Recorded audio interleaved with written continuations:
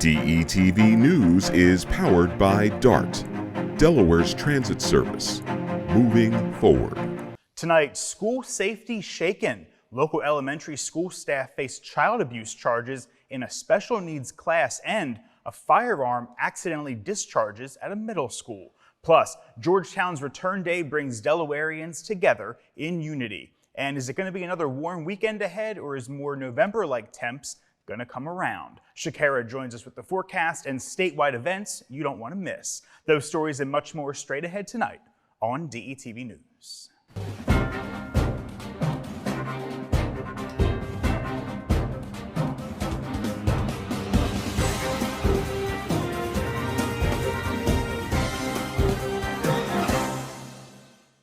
Good evening and welcome to this DETV News Brief for Thursday, November 7th. I'm Matt Ford. Here's just making headlines today across the first state. 3 Smyrna elementary school workers face charges of child abuse and neglect after a months-long investigation revealed alleged mistreatment in a special needs classroom. Authorities began investigating back in February, uncovering reports that employees yelled at students, threw objects, and forced them to eat spicy foods, including hot sauce, as a punishment. Police say the incidents date back years. The superintendent said the school immediately removed the employees from student contact. School officials also released a statement on the district's website. Michaela Lomax is charged with child abuse and offensive touching. Marissa Johnson faces child endangerment charges, and Morgan Donahue is charged with 1 count of child endangerment. And the Delaware State Fire Marshal's office is investigating a fatal fire that broke out early Tuesday morning in the Hickory Hill community. Fire crews responded just after 2:30 in the morning on Erickson Avenue, only a short distance from the Hockessin Fire Company on Old Lancaster Pike. Despite the close proximity, firefighters arrived to find the single-story home just engulfed in flames. A water supply issue temporarily forced firefighters to retreat from the structure, delaying their efforts to control that blaze. 2 firefighters sustained minor injuries in the process and were transported to Christiana Hospital for treatment. Tragically, a victim was discovered dead inside the home, which was destroyed by the fire. Authorities are currently withholding the individual's identity pending family notification. The Delaware State Fire Marshal's office is conducting a full investigation into the cause of this fire. And to election news now, Governor-elect Meyer is wasting no time launching his official transition website today, Thursday, at transition.delaware.gov. That site gives Delawareans a direct way to connect with his incoming administration. The website will serve as a hub for sharing ideas, job opportunities, and updates on the transition process. Through the portal, residents can apply for roles in the Meyer administration, submit policy suggestions, and stay informed on appointments and key announcements. Meyer emphasized that his administration will prioritize diversity and transparency, encouraging Delawareans from all communities to participate.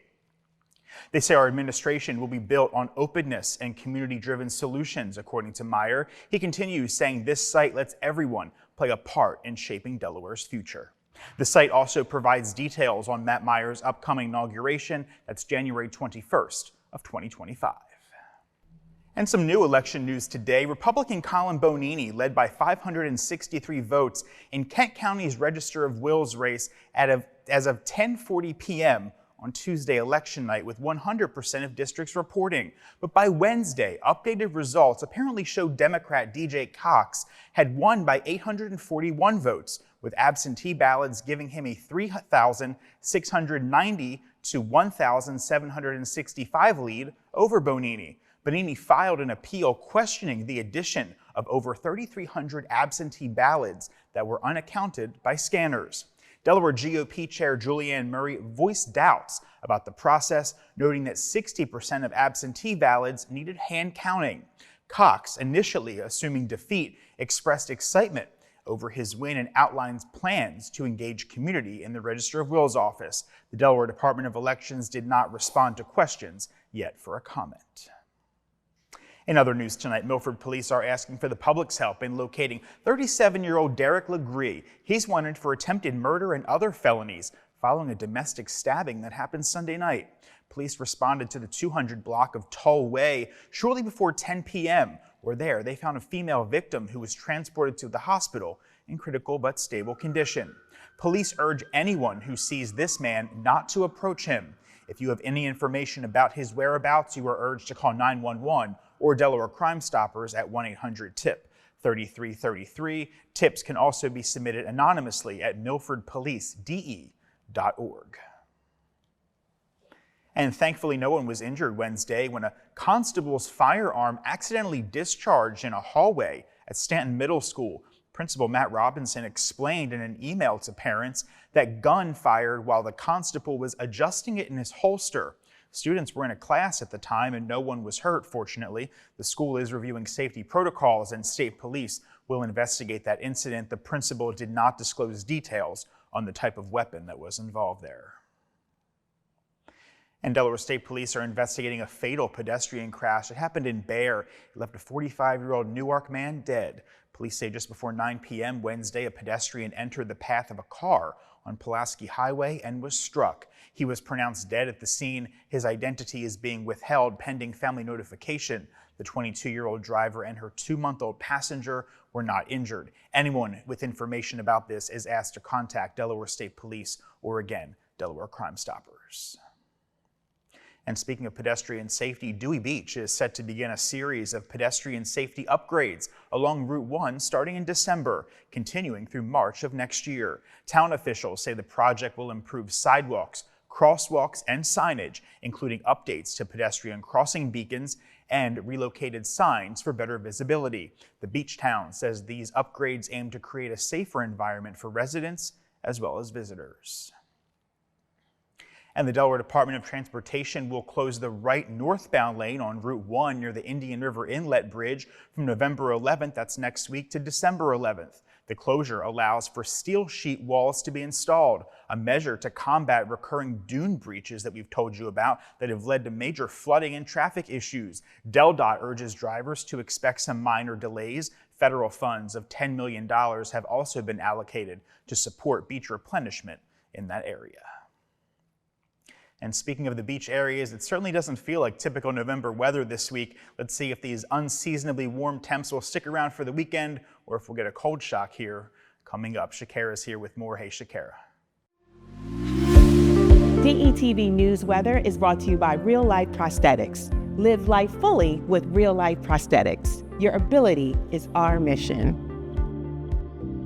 Yes, Matt, that is right. Good evening, DETV fam. Today was another warm day with bright and sunny skies. Now tonight it will be clear and crisp with the temperatures dropping to a more seasonable range in the 40s. Now this weekend is not too bad. I know that the fall lovers out there are not too happy with the summer temps, but I'm not complaining. Let's just jump right into your DETV weekend weather forecast. For Feel Good Friday, we are kicking off the weekend with plenty of sunshine and a high around 71. It will be a warm one, so enjoy because Saturday will remind you that it's November. We will have the sunshine, but you will definitely notice the cooler temps with a high of 59 degrees. And in the evening, you will need that coat because temps will be in the 30s. And wrapping up the weekend on Sunday will be some much needed rain with a high of 61 degrees. Now, Sunday won't be a complete washout and it won't ruin the weekend. It will still be perfect for some of the events taking place over the weekend. On Saturday at Tubman Garrett Riverfront Park will be the Wilmington Beer Festival. You can enjoy local brews, food trucks, and live music. It's a great way to spend a sunny fall afternoon with friends. Now for my crafty friends out there looking to find some unique holiday gifts, the Brandywine River Museum of Art is having their holiday critter sale on Saturday. You can find handcrafted ornaments and other pieces for the Christmas holidays. And in honor of our veterans, the Delaware Veterans Parade is also taking place on Saturday. This is a perfect event to honor our vets while bringing the community together. DETV fam, enjoy the gorgeous weather while it lasts and always be great and be positive. Back to you, Matt. So those warm temps are not here to stay, Shakara. Thank you very much. Well, it was Return Day in Georgetown today, continuing a nearly 250-year-old tradition. The event brings Republicans, Democrats, and others together for a day of celebration with a hatchet toss, parade, reading of election returns, and the ceremonial burying of the hatchet. The afternoon parade featured former candidates marching together and bands from Sussex Tech, Lake Forest High, and the University of Delaware. The day concluded with free barbecue sandwiches at the Ox Roast in front of the Chancery Court. The event celebrates unity and tradition, with leaders from all political parties burying the hatchet to promote collaboration. And Delaware State University announced today that it will become the first historically black college to offer Division I women's wrestling, with competition set to begin in the 25-26 school year. The HBCU Wrestling Initiative contributed $1.25 million to launch the program. That's according to its executive director, who called the timing, quote, perfect, as women's wrestling is expected to achieve NCAA championship status soon. Athletic Director Alicia Shields Gadsden said the program aligns with the university's goals by providing new opportunities for women athletes. The NCAA will vote on recognizing women's wrestling as a championship sport here in January.